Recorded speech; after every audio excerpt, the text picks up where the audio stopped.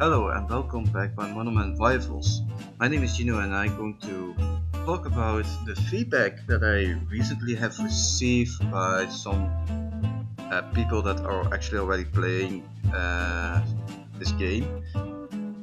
Not all feedback is still we receive. Some people are still making videos or still testing the game, but I got already some back and I saw some good points what people were making for me, especially for instance the streams that I've seen or some people who have mailed me back. So let's start about it. So the first thing is already painful for me that I actually saw this. So when people press the start, they are already confused by this menu screen. They didn't know what to do in here, and I can really understand them actually in this, because for me this is straight to the point, know what to do, because I have made this. But for people who actually never play this or have never have any involvement to this, they don't know how to surpass this. That doesn't mean that these people are dumb or stupid, they just don't know how this works, and I can completely understand it, because my responsibility is that people understand without me how to surpass this first screen already. So the first thing first, when they started, and this is actually also a little bit of my stupid thing, is I put the AI in here and the AI doesn't work yet. And actually in my devlog I actually say that the AI doesn't work, but I didn't tell them to the others.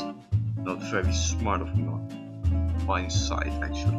So they try to say okay, human, AI, and then they push on the start and say oh, the AI doesn't work.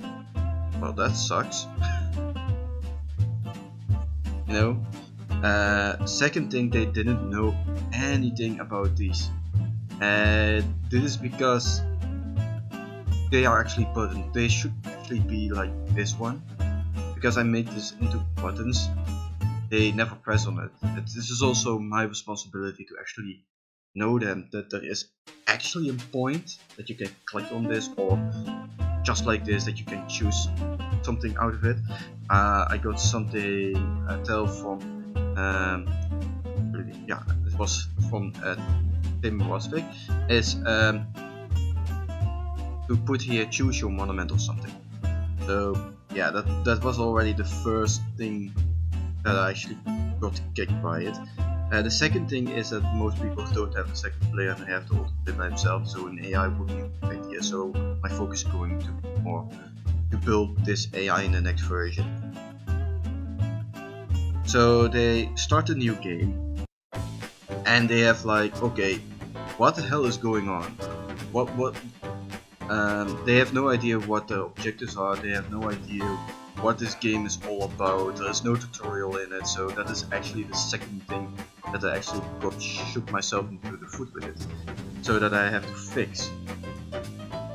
So basically for me this is again very obvious. Say foundation building, collect 4 stone. So of course I would know that, but doesn't player knows this. This is again, it's not made for me, it's made for the player. It is made that the player doesn't understand what I'm actually telling to them.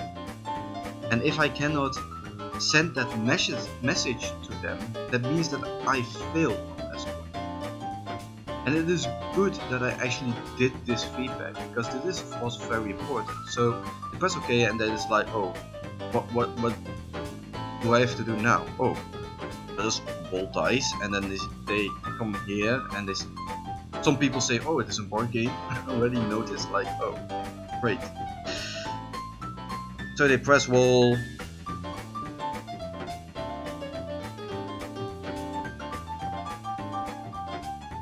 And they get a number, and they see this and they say, okay, this already does something. And then they say, okay, what now?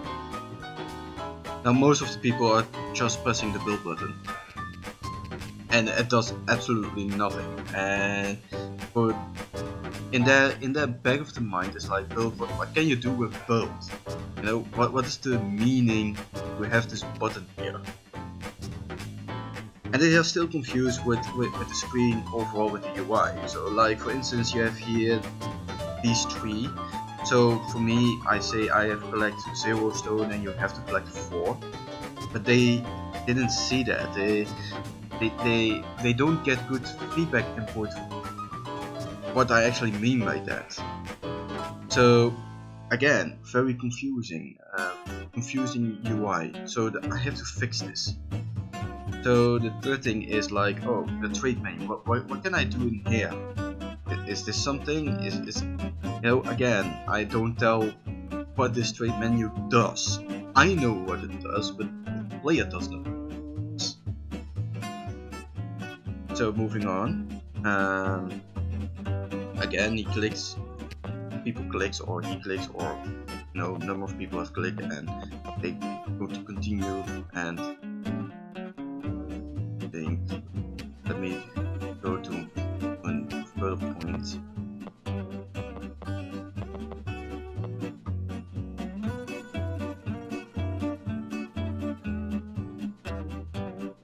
I'm going to skip some parts, and then I'm going to show you where the next focal point is. So, be a minute. So. This is also a point of feedback of what some people have some trouble with, of give people trouble with, and I can totally understand them. They say, oh, I get 3 things, and they're gonna choose, and for me, I have 1 wood, but there is also a point of that people get nothing at all, and that is not even give them progress to move on with this. So I want to put the 0 out of it. I think I want to change this whole tile, all this tile. I think that players should not choose, players should get, you know, ends on that, get something, not like end of it, choose a card and then move on. So this is another point that I should bring up to everybody, and I think I should know better. Maybe I want to change this tile maybe into a bronze, silver and gold. Like bronze is 1, you get 1 wood for instance. Silver is you get 2 wood, and if you land on a gold one, you get 3. Instead of choosing cards and everything around, it's so annoying for some. It's not fun for them. So the next thing that people actually pointed out for me is on this tile, where he's standing on. This tile does absolutely nothing yet, but I want to make this into a bonus tile that you can choose 1 free resource out of it. So you can choose 1 wood, 1 stone, 1 steel. That is also what I said in my devlog, but you know, not everybody is going to my devlog. Some people want to know, you know, want to go and play the game. You know, it should be straight to the point. So I'm going to skip again a little bit part further, and then I'm going to tell you a little bit more with the build and everything. So again, wait for a moment. So now I'm at the point that you actually can build something, and it took me like 5 to 6 minutes. Now you can actually see that players don't want to play like 5-6 minutes for like 3 or 8 rounds for absolutely nothing like this. It should be like the first couple of game minutes are really important to let people engage into your game. If this takes too long, they're gonna quit. So it has taken a while. So now you actually can build. And here's also where a good point of feedback is coming back, and maybe I want to change this as well. So when you build, you get 1 piece of the 5 out of it. Now somebody suggested to me to, instead of going and say you have to collect this, like every round. Let me show you for a moment. Bit of the dice. Oh, wait.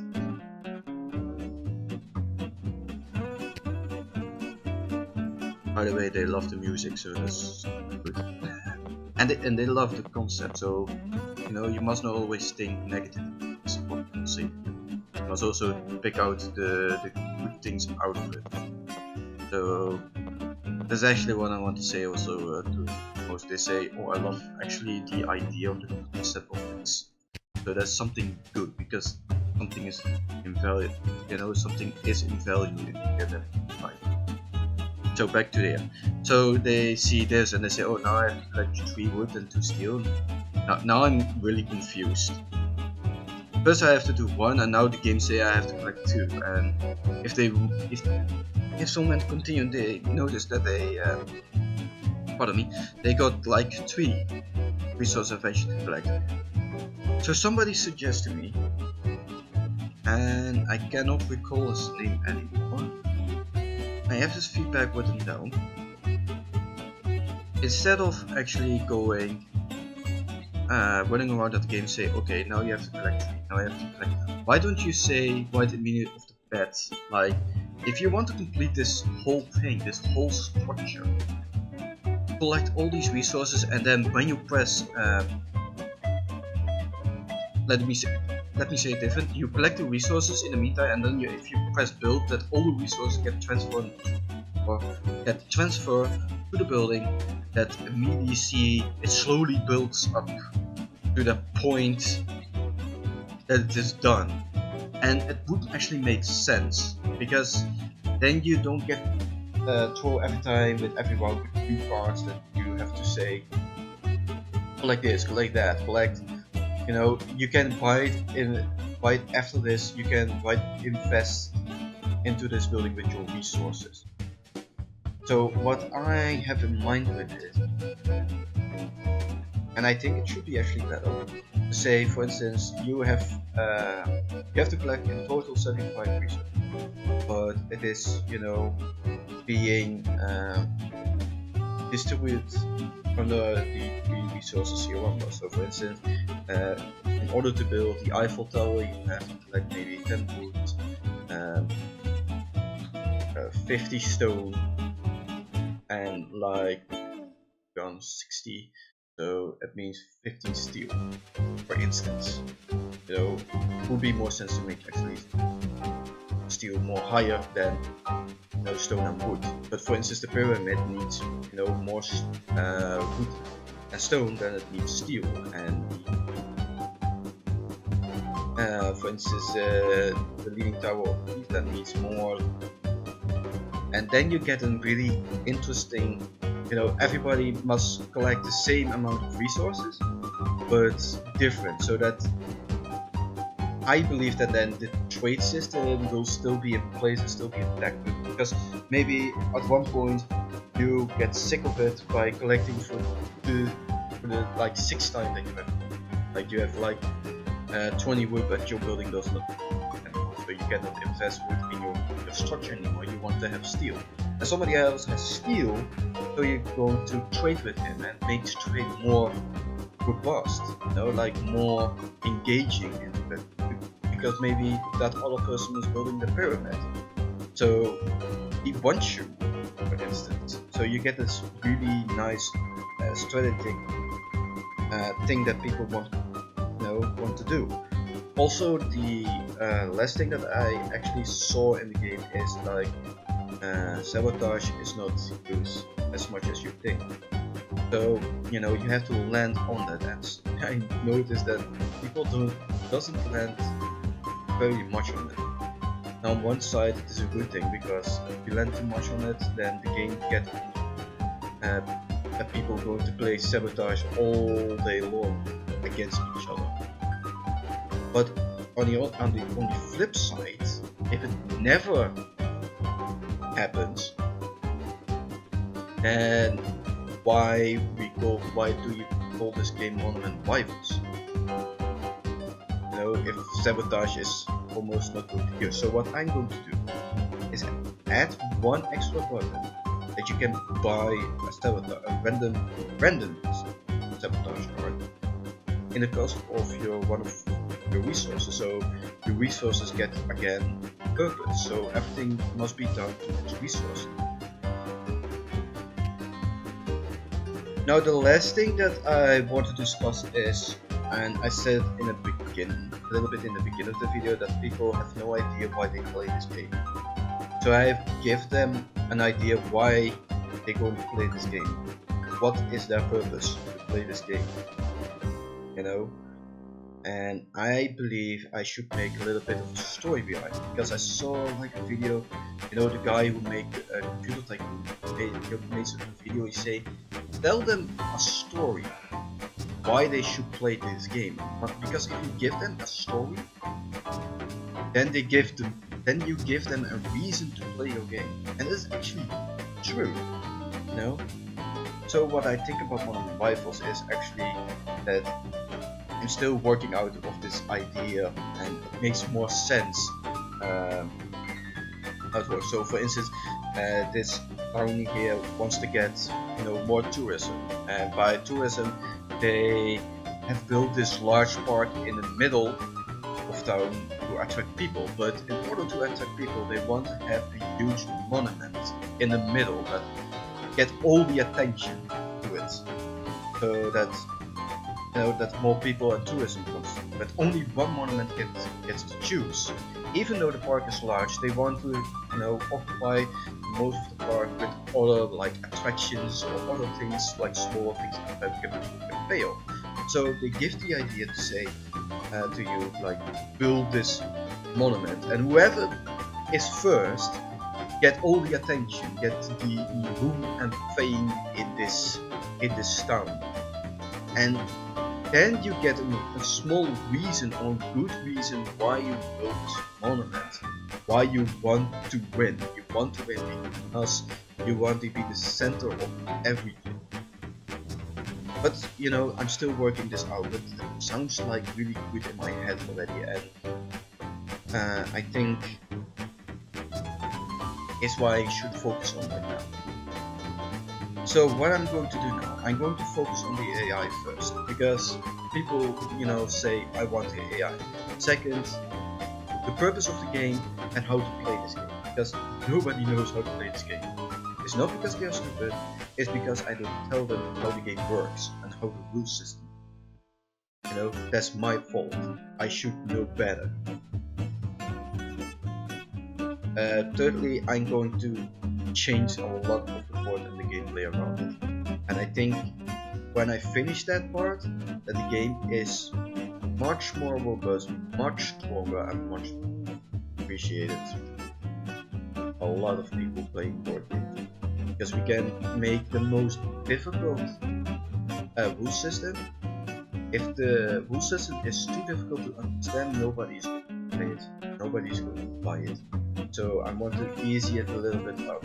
Even if the game is too difficult for hardcore players, that's not good. That throws away a lot of potential, and they don't care about this game. So, you know, it must be straightforward for everyone. I mean, Monopoly is straightforward, Game of Goose is straightforward, heck, even Game of Life is even straightforward.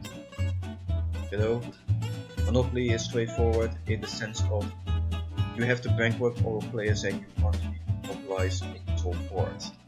Done. You collect money, you give out that money, you're gonna build things, other people land on you, they pay you, and the cycle continues on until somebody is broke. Game of Goose is get to the middle.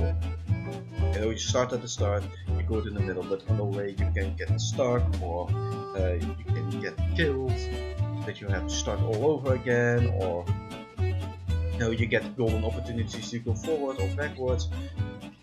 If you get to the middle, is as first get to the middle, it wins the game.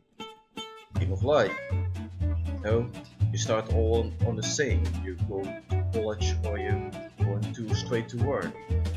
You get married, you get children, go through the whole board, eventually to your mansion, and in the mansion, one with the most money wins the game. So it's pretty straightforward. And this game must also be straightforward. You're gonna build your monument.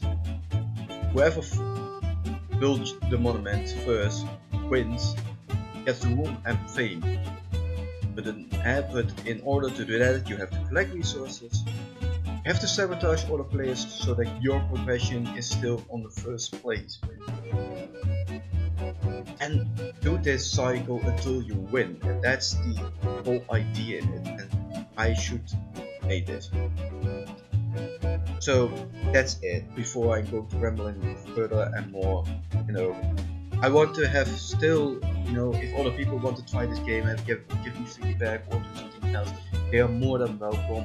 If you want to make a video about this and say, hey, I want to make a video and send that feedback towards you, I'm totally fine with it. I'm totally fine if you want to say the same thing as all other people saying, I'm standing behind. Because this is actually one thing before I end this one. This is most important for beginners, for every game developer out there. Get feedback, because it is so much, it has so much of value for you and your game. Because if you make a game and you put it out there and nobody knows how the game works, nobody knows how to play this game or anything in this row, then your game get no sell. It will not be sold. The game will not get good intention. The game will not be memorized by people. And if that happens, you're actually making a really big mistake. So this is why feedback is so important for me. This is also important for many other developers out there. And I wanted to leave it right here. So to close off, I'm going to work on this. I'm going to continue this. I want to make this fantastic product that everybody likes. And for now, I'm going to stop rambling and everything. And I will see you in my next devlog or in my next feedback video loop. And I will see you the next time. Goodbye.